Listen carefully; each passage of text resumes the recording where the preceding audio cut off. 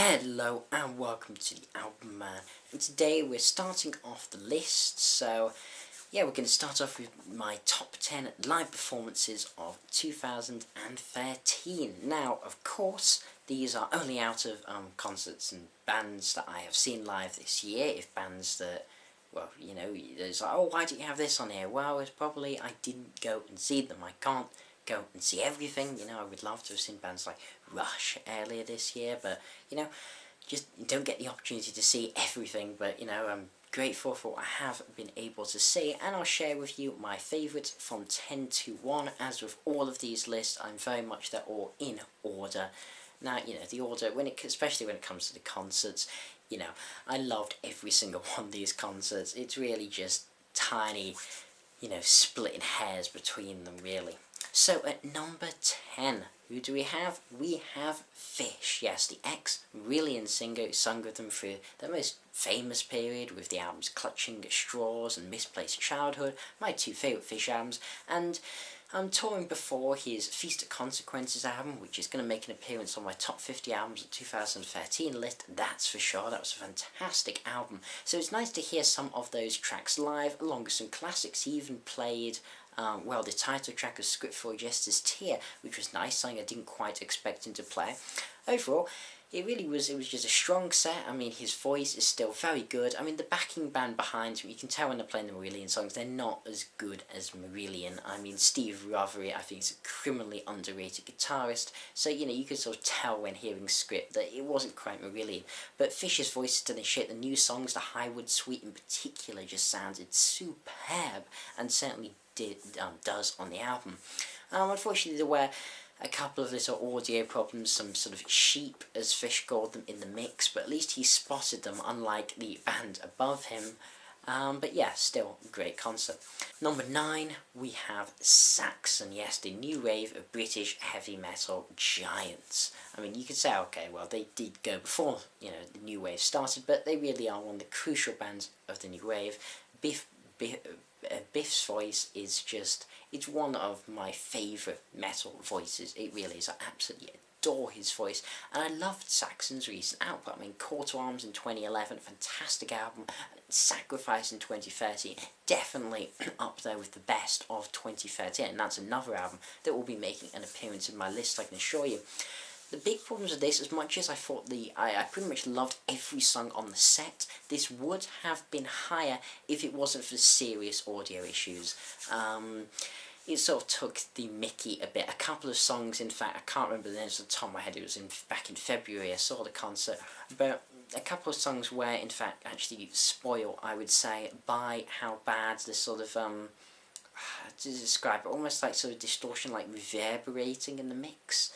Saying, you know, like almost like feedback, sort of background noise. It was just horrible. It was really loud, really obnoxious, and the band and sound engineers didn't really seem to notice that much. It did get a little bit better towards the end. It was like fine at the beginning, then in the middle, just really, really bad, and then towards the end, it got a bit better, but it was there for the rest, and that really detracted from the concert. But certainly like to see Saxon again, and certainly, you know, they know how to play. If only they could just get the audio bugs resolved. Number 8.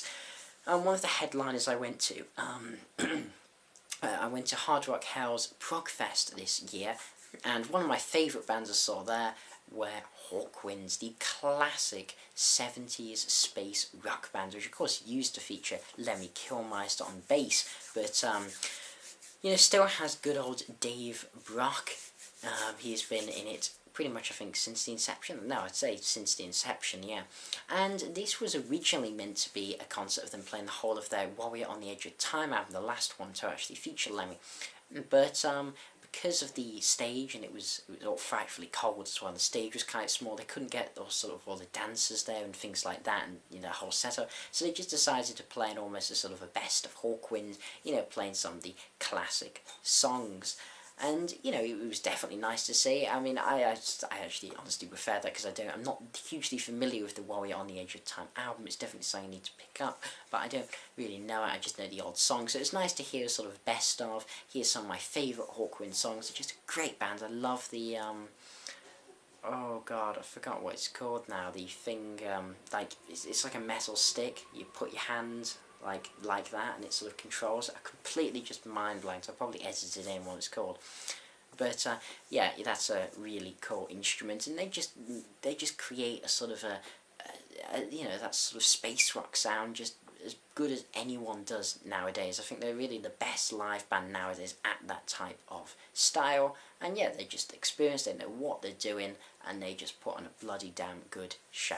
Number 7, another band that I saw at Progfest, but also a band that I saw on their own as well a few months later. This is the band Mostly Autumn, progressive bands I had no idea even existed until 2013, but I have to say I've been enjoying them quite a lot. Yeah, and also a connection to the previous one, the ex-singer of Mostly Autumn, Heather Findlay, actually jilted the Marillion singer, ex-Marillion singer Fish, actually pretty much jilted him. So there you go, that's, you know, but they have a new singer now, Olivia Spearman, who's the voice is fantastic, very, very similar to Heather Findlay's, really. It's quite hard to tell the difference.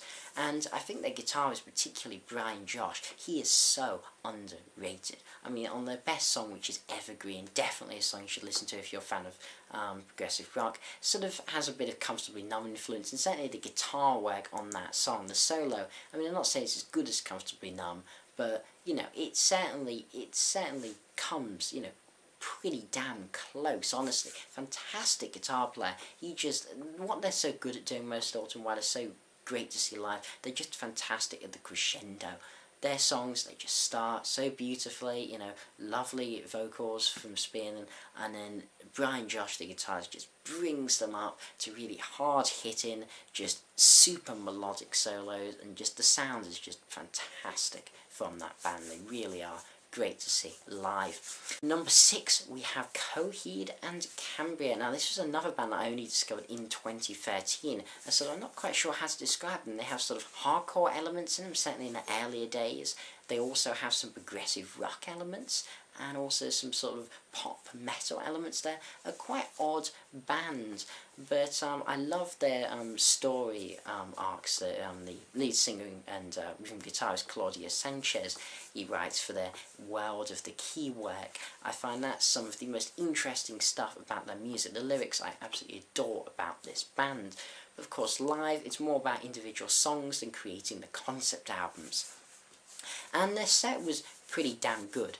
I mean, there were a few songs that, I don't know, like Number City, which is a song I really liked on the album live. That was way too poppy. It was like really light. The baritone guitar it just sort of missed the mark. But in general, they're quite a bit heavier live, definitely. I'd say they're a bit more aggressive, a bit raw. And those older songs, which I'm not as big a fan of, the stuff like Keeping Secrets in Silent Earth, you know, that type of stuff.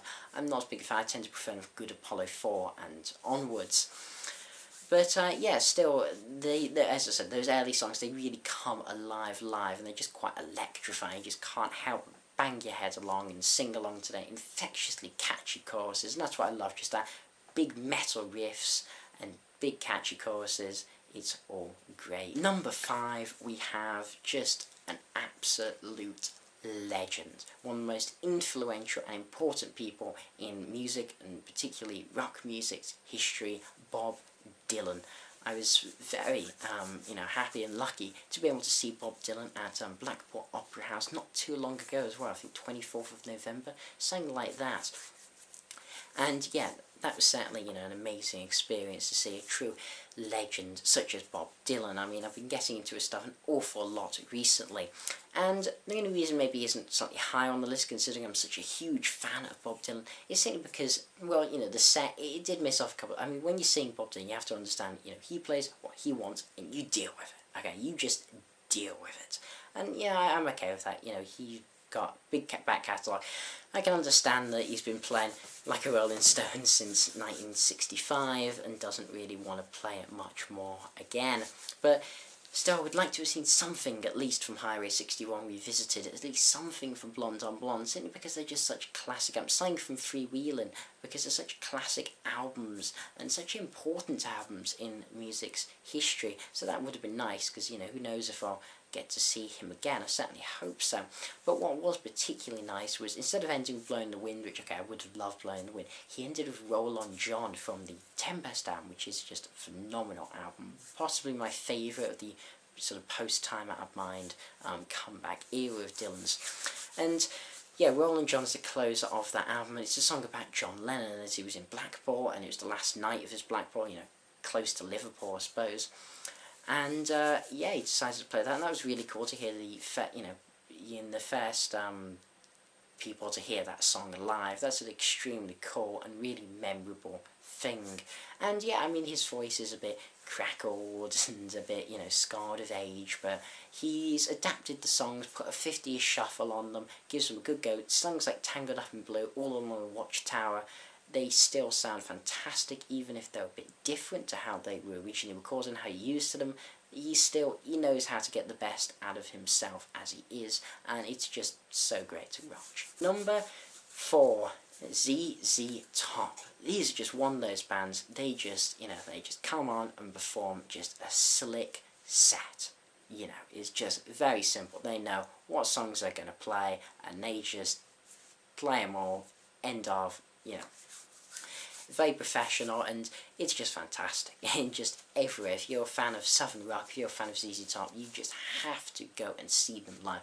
Every single song just blends into an almost continuous groove. They're just the masters of the sort of the groove in rock. Every song, it just seems fit, even though they're from such different eras. You have, you know, songs from the earlier days in Tres Hombre, you have songs from the more, you know, Eliminator, you know, 80s-ish period, songs even from the 90s and the present day from La Futura, the last album, and all of them seem to fit together so seamlessly. You wouldn't think a song from 2013 would fit in with a song from, you know, the the late 70s, but it really does. It just fits together perfectly to create this almost seamless groove. And Billy Gibbons' guitar solos, I mean, he is one of the greatest guitarists I've ever had the privilege of hearing live. Honestly, I really struggle to hear, think of better guitarists I've seen live, though. In this list, there's certainly going to be one who I'd say maybe a tiny bit better, but we'll get onto that soon enough. But yeah, just electrifying solos extends every single song. We just put so much passion, so much energy, so much vigour into each solo, and every member does their bit. I mean, it's just, they know what they're doing. They've been doing it for a long time. As I said, professional, slick show. Number 3.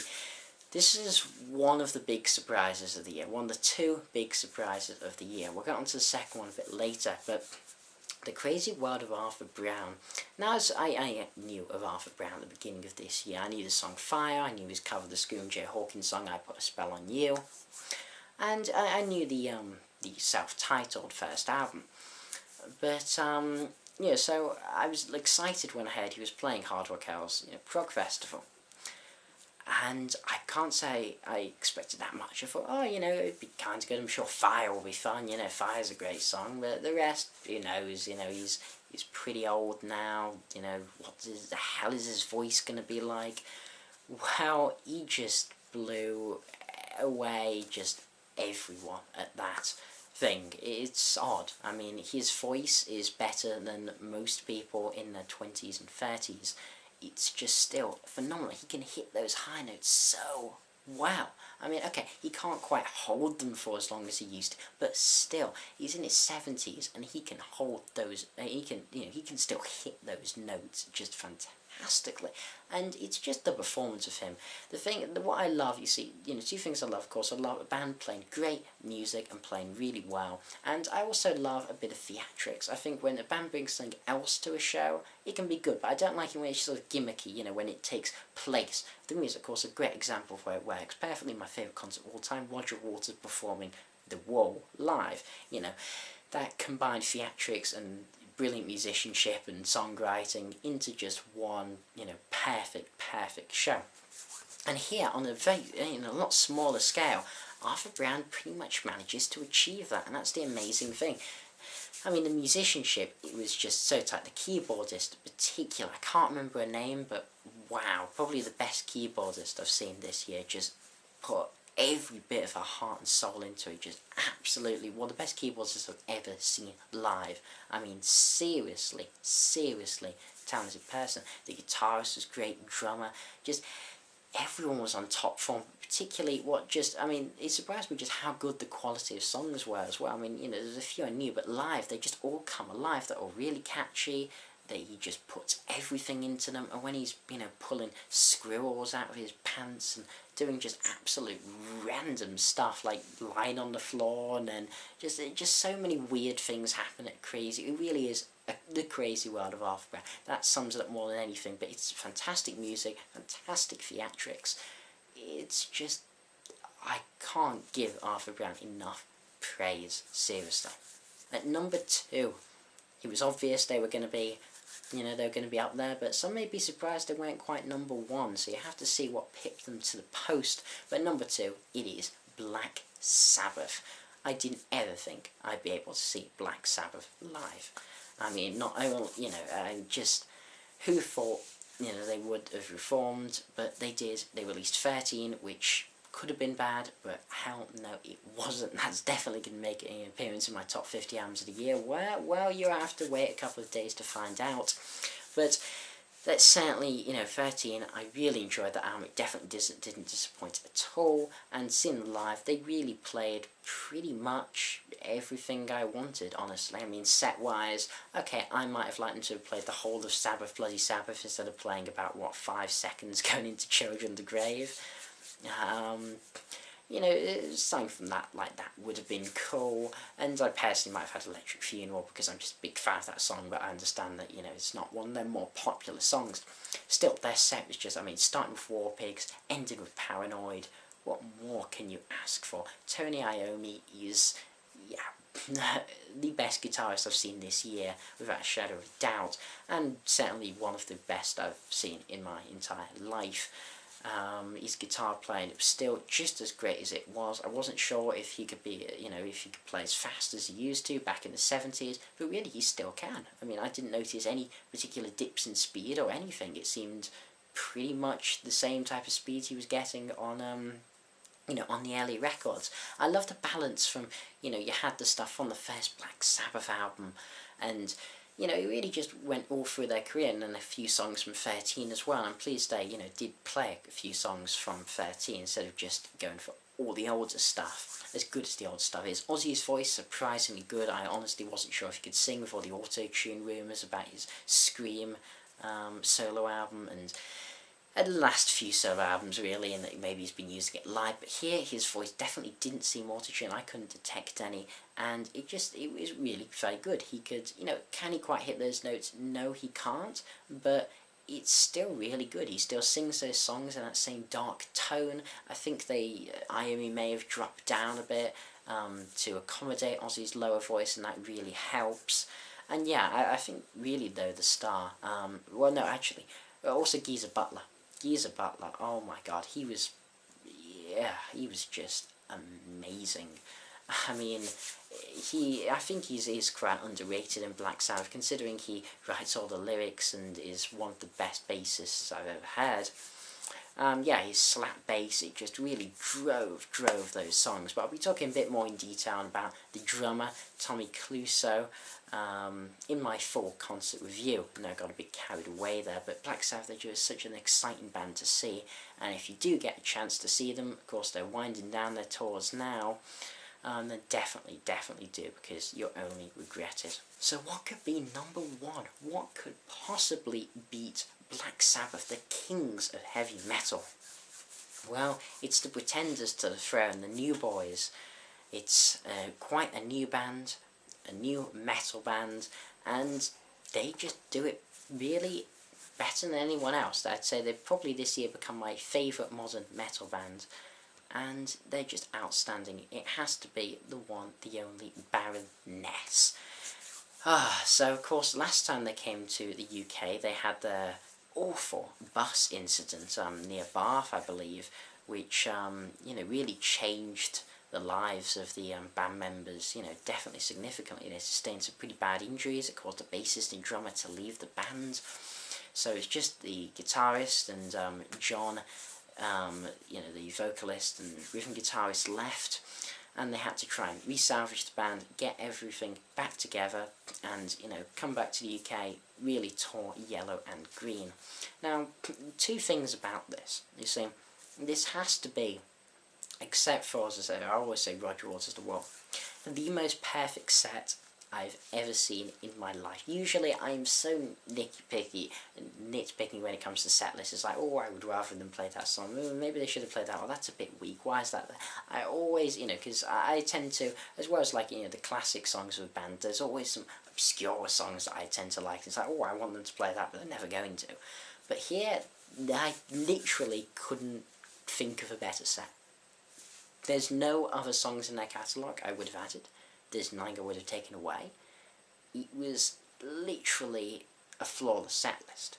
Now, if the band wasn't very good and it was just the best of that band, well, it wouldn't be that impressive. But the thing is, this band is very, very, very good. They are just phenomenal, quite honestly. I mean, Yellow and Green, they played an absolute ton from that album, all my favourite songs from that album, and I just came away from the concert feeling so satisfied. They delivered such an electrifying performance. I mean, they just went all out. I mean, it was a tiny, tiny little venue. It was in the Manchester Academy, and it was like the basement, which I'd never even bloody heard of before. It was the basement. It was tiny, but they still went all out. I mean, you could see, I always forget what the lead guitarist's name is, but I could see on his guitar just almost a puddle of sweat on his guitar. They were just, so going for it, which I appreciate. I love it when bands really do, and everyone was going all out.